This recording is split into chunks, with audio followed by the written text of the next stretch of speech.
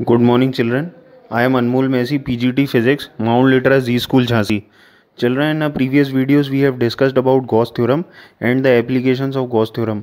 Today, we are going to start with a fresh topic in which I will explain you about how to calculate electric field, torque, and potential energy using the Gauss theorem and the expression that I have told you in previous classes. So here is a fresh topic. So children, this is electric field due to a charged spherical shell. Now you can see here, this is a spherical shell. Shell का मतलब होता है something which is hollow from the inside. So this is a spherical shaped shell which does not have any material inside. That is, it is hollow. And we have given it charge. So इसके ऊपर पूरा charge deposit हो जाएगा because there is no material inside. Now when all the charge is deposited on the surface, then inside the shell the charge is 0. Now we have taken 3 points, that is P, P dash and P dash dash, where we are supposed to calculate the electric field. So I have written separately also. P is a point which is inside the shell, P dash is a point which is on the surface of the shell, and P double dash is a point which is outside the shell. So there are 3 different points where we are going to calculate the electric field. So first of all, we are going to calculate electric field inside the shell, that is at point P. So if we apply Gauss theorem, then the value of Q would be 0 because inside the shell, as I said, there is no charge. So Q becomes 0, hence closed integral E dot ds is equal to 0. Now ds can't be 0 because ds का मतलब हुआ surface area, and there is some surface area of the shell, hence it can't be 0. So therefore electric field is 0.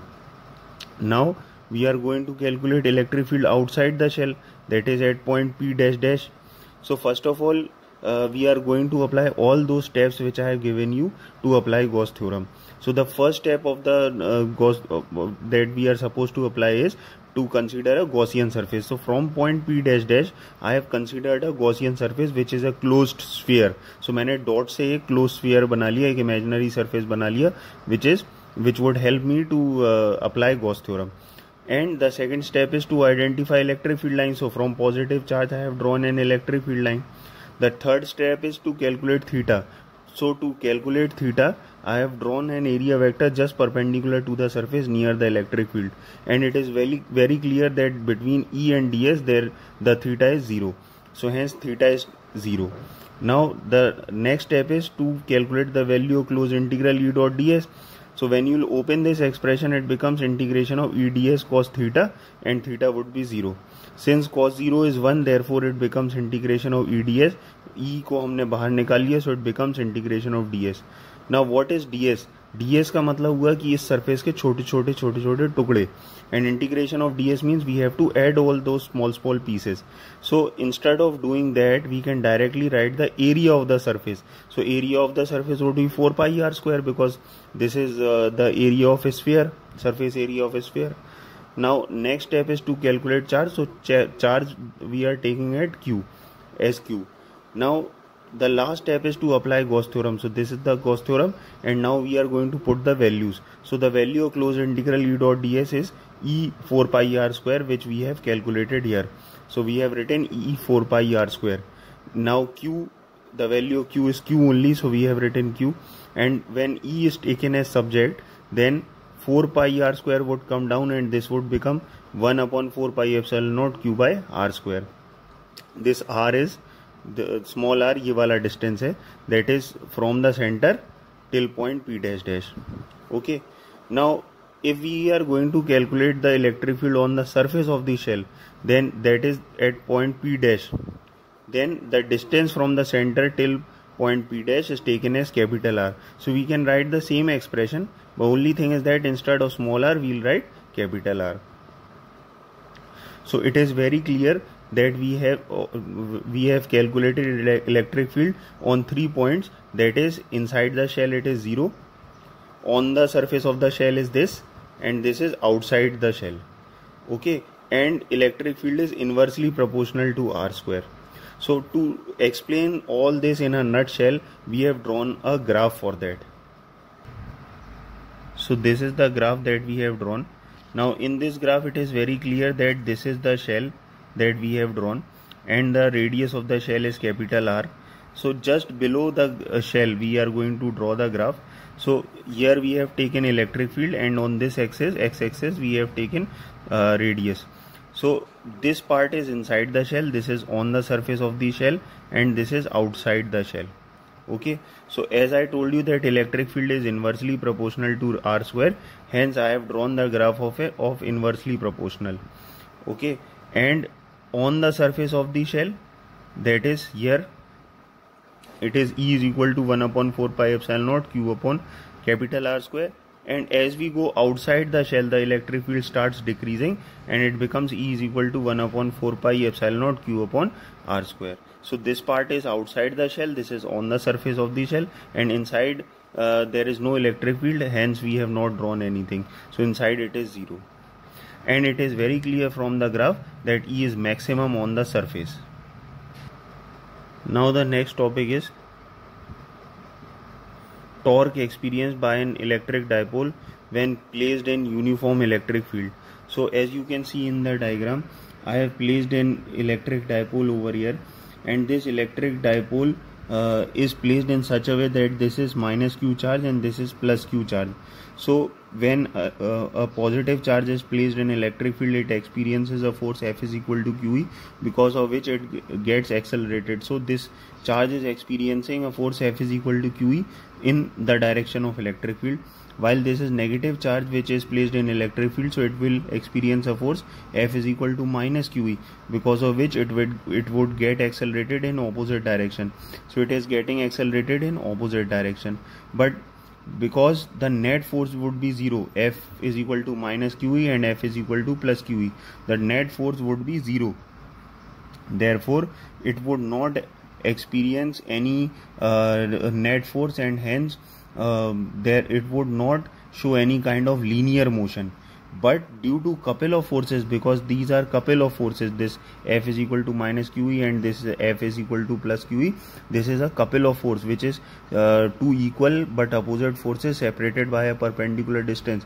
This couple of force would develop a torque in the dipole, and this dipole would experience a torque, and that torque we are going to calculate. So the expression for torque is force into perpendicular distance. So as per the diagram, the perpendicular distance is BO. So first of all we are going to calculate BO. So in triangle AOB, sin theta is equal to perpendicular upon hypotenuse, and what is perpendicular? Perpendicular is BO, while the hypotenuse is 2L. Okay, so if we will take BO as subject, then BO becomes 2L sin theta. So we will put this value over here, then torque becomes F into 2L sin theta, and the value of F is QE. So this becomes QE 2L sin theta, but 2QL is dipole moment P, so we can write P over here. So this becomes torque is equal to P sin theta, and this is the vector notation. That is because when we remove sin theta, it would become a cross product, hence torque vector is equal to P vector cross E vector. Now we have the special cases for that. So if the dipole is placed parallel to the electric field like this, then theta would become 0, then torque is equal to P sin 0 and torque would become 0. That is, it would be in stable equilibrium because torque is 0. Now the second case is to obtain torque half of its maximum value. Then the dipole should be placed at an angle of 30 degree, because theta is equal to 30, then torque is equal to P sin 30, and the value of sin 30 is half, so torque will become P by 2. Third case is to obtain maximum torque. So obviously the dipole should be placed like this, that is theta should be 90, so torque would become P sin 90, and since sin 90 is 1, then torque would become maximum. And the last case is when the dipole is kept in electric field is in unstable equilibrium, that is इसको अगर मैं उल्टा रख दूं, that is theta is equal to 180 degree, then torque is equal to P sin 180, but since sin 180 is equal to 0, hence torque would become 0, but क्योंकि dipole को हमने उल्टा रखा है, hence it would be known as in unstable equilibrium. Now this is another topic electric potential energy of an electric dipole placed in electric field. So obviously when the dipole is placed in electric field, it would require some potential energy. It would perform certain work. So that work that we are going to calculate is this. But how we are going to calculate this work? So same diagram we have drawn, which we have drawn in the previous case, in the previous derivation. Okay, and this is our dipole which is placed in electric field. This is our minus q charge and this is our plus q charge. Since this is a positive q charge, hence it is experiencing a force in the direction of electric field, while this is a negative charge, so it would experience force opposite to the direction of electric field. Now this is the expression, that is work is equal to force into displacement. But since this is experiencing a torque, hence we'll take this as angular force and we'll take this as angular displacement.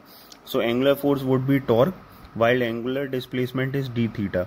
अब ये d theta है तो ये dw हो गया, and dw को w बनाने के लिए we have taken integration with limits of theta 1 to theta 2. The value of tau that we have calculated is Pe sin theta. So we have placed here Pe sin theta. Okay, now Pe तो बाहर आ गया. So integration of sin theta would be minus cos theta with limits of theta 1 to theta 2. When we'll put upper limit and lower limit, so this becomes minus cos theta 2, that is upper limit, minus cos theta 1, which is lower limit. Now this expression becomes W is equal to Pe cos theta 1 minus cos theta 2. But if we will take minus sign common, so this will become work is equal to minus Pe cos theta 2 minus cos theta 1.